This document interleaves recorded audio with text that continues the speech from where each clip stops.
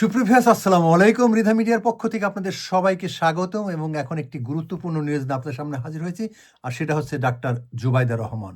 Doctor Zubaida Rahman বিএনপির হাল ধরবেন এমনটাই মনে করছেন বিএনপির নেতৃবৃন্দ সহ সাধারণ মানুষ। অর্থাৎ অনেকেই মনে করছেন যে বিএনপির এই বর্তমান অবস্থায় তারেক রহমানের বিরুদ্ধে এখনও অনেকগুলো কেস রয়েছে যেগুলো এখনও সুসম্পন্ন হয়নি। সেই সাথে বেগম খালেদা জিয়া অসুস্থ অবস্থায় তিনি লন্ডনে আছেন। এই কারণে এখন আলোচনার শীর্ষবিন্দু হয়ে উঠেছে ডাক্তার জুবাইদা রহমান। অর্থাৎ ডাক্তার জুবাইদা রহমান বিএনপির হাল ধরবেন এমনটাই শোরগোল হচ্ছে এবং তিনিও অনেকটাই আভাস দিচ্ছেন। কেননা অনেক সময় তাকে কবিতা পড়তে দেখা যায় বিভিন্ন অনুষ্ঠানে। সেই সাথে তিনি কোনো অনুষ্ঠানে তিনি বক্তৃতা রাখছেন। এই সাথে তিনি সব জায়গায় এখন সরব উপস্থিতি। অর্থাৎ বেগম খালেদা জিয়ার হাসপাতালেও তারেক রহমানের সাথে কিংবা তারেক রহমানের ছাড়া তিনি একাও এসেছেন।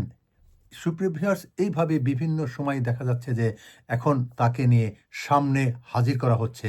এতে আভাস দিচ্ছে যে বিএনপির পরবর্তী হাল ধরবেন ডাক্তার জুবাইদা রহমান। এজন্য আমরা বিএনপির সভাপতি এম এ মালেকের সাথে কথা বলেছি। তিনি বলছেন যে তিনি যদি আসেন তাকে আমরা স্বাগত জানাবো।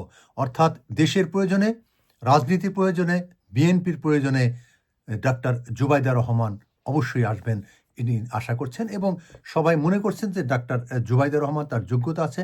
কেননা তিনি রাজনৈতিক পরিবারের সন্তান। তার বাবা হচ্ছেন মাহবুব আলী খান। তিনিও একজন রাজনৈতিক নেতৃত্ব এবং সেই সাথে তিনি তারেক রহমানের স্ত্রী। আপনারা জানেন যে 52 বছর বয়সী এই জুবাইদা রহমান তিনি 18 জুন 1972 সালে জন্মগ্রহণ করেন। তার বাবা হচ্ছেন মাহবুব আলী খান এবং মা হচ্ছেন সৈয়দা ইকবাল মান্ড বানু এবং তার স্বামী হচ্ছেন তারেক রহমান এবং একমাত্র কন্যা সন্তান জাইমা রহমান। তার এই অভিষেককে স্বাগত জানিয়েছে ইউকে বিএনপি এবং স্বাগত জানাবেন সাধারণ মানুষ এমনটাই আশা করছেন অনেকেই। সুপ্রিয় ভিউয়ার্স, আজকে এ পর্যন্তই। আপনার সবাই ভালো থাকুন। শুধু জেনে রাখুন যে জুবাইদা রহমান রাজনীতিতে সক্রিয় হচ্ছে এবং বিএনপির হাল ধরবেন। সেই সাথে স্বাগত জানাবেন ইউকে বিএনপি সহ সমগ্র বিএনপির নেতাকর্মীরা এবং সাধারণ। প্রথম হচ্ছে রাজনীতি।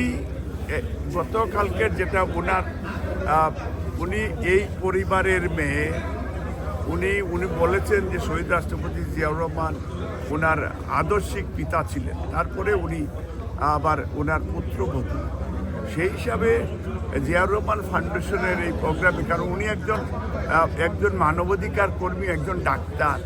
তো এই বিষয়টা আপনাদের বুঝতে হবে যে কোনো বিষয়ে যদি জাতি এবং নেশন গঠনে যদি কেউ উজ্জীবিত হয়, জাতিকে উৎসাহ দেয়, এর মানি না যে পলিটিক্সে আসতে হবে। পলিটিক্সের বাইরেও অনেক বিষয় আছে।